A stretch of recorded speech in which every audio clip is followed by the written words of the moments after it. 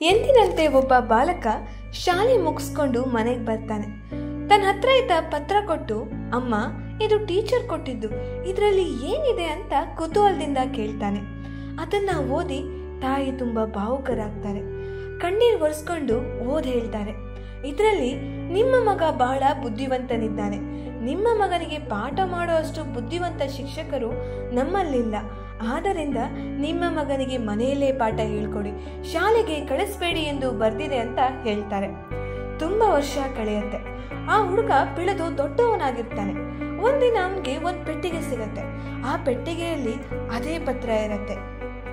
ಬಹಳ ಕುತೂಹಲದಿಂದ ಓದ್ಬೇಕು ಅಂತ ತೆಗಿತಾನೆ. ಅದರಲ್ಲಿ ನಿಮ್ಮ ಮಗ ಮೆಂಟಲಿ ವೀಕ್, ಅವನಿಗೆ ನಮ್ಮ ಹತ್ರ ಪಾಠ ಮಾಡೋಕ್ಕೆ ಆಗಲ್ಲ, ಹಾಗಾಗಿ ಶಾಲೆಗೆ ಕಳಿಸ್ಬೇಡಿ ಎಂದು ಬರೆದಿತ್ತು. ಈ ಕಥೆಯಲ್ಲಿರುವ ಬಾಲಕ ಬೇರೆ ಯಾರೂ ಅಲ್ಲ, ಹಲವು ಶತಮಾನಗಳ ಕಾಲ ನೆನಪಿಟ್ಟುಕೊಳ್ಳುವಂತ ಅನ್ವೇಷಣೆಯನ್ನು ಮಾಡಿರುವ ಥಾಮಸ್ ಅಲ್ವಾ ಎಡಿಸನ್ ಅವರು. ಅವರ ತಾಯಿಯವರಿಗೆ ಆತ್ಮವಿಶ್ವಾಸ ನೀಡಿದ್ರು. ಆ ಆತ್ಮವಿಶ್ವಾಸ ಒಬ್ಬ ಮಾನಸಿಕವಾಗಿ ದುರ್ಬಲವಾದ ಹುಡುಗನನ್ನು ಕೂಡ ಜೀನಿಯಸ್ ಆಗಿ ಬದಲಾಯಿಸುತ್ತೆ.